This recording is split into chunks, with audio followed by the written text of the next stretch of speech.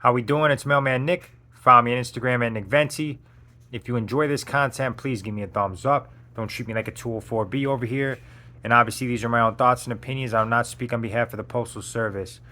This week has been rough as far as call-offs because that's the thing with the hours that I'm working is the call-offs. I'm trying to make this money. Yesterday was 12 hours, complete shit show, double cased, carrying a lot of another route. Mail is obviously light. It's summer mail, and my route isn't. My route doesn't get a lot of mail, and then they usually keep me in the hills, so those routes usually don't get a lot of mail unless it's City 9 or 19. But that might not be my route. We'll see.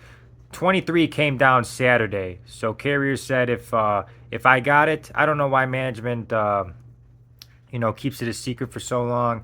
I'm pretty sure they know, but they haven't told me yet.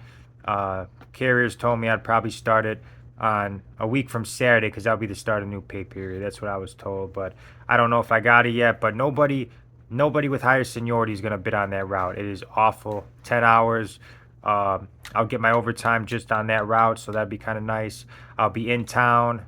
The people are really nice out there, so it'll be better on my body because there's a lot of apartments over there. It's a longer route, but it'll be a lot less physical than my route.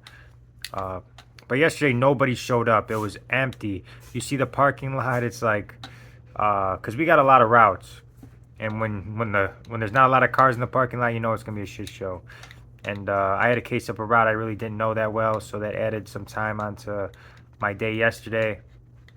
Today was supposed to be 10 hours, but that turned into 10 and a half because I took an extra relay off CCA because they wanted him to shut down the branch.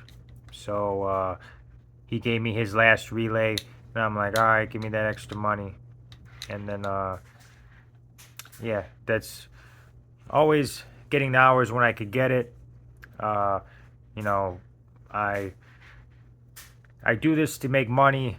Like my girl was saying, like, you really love your job. I like making money. I'm not like, oh, I love killing my body and stuff like that. I like making money. I like, working towards, that top pay. I really hope in the new contract the time to top pay decreases. I really hope it does. Because, it doesn't seem likely that we're going to get something big. I'm hoping for the best and expecting the worst. That's just how it is. I got to control what I can control, and what I can control is how much money I'm making right now. So I send overtime desire list, I hustle and make this money. But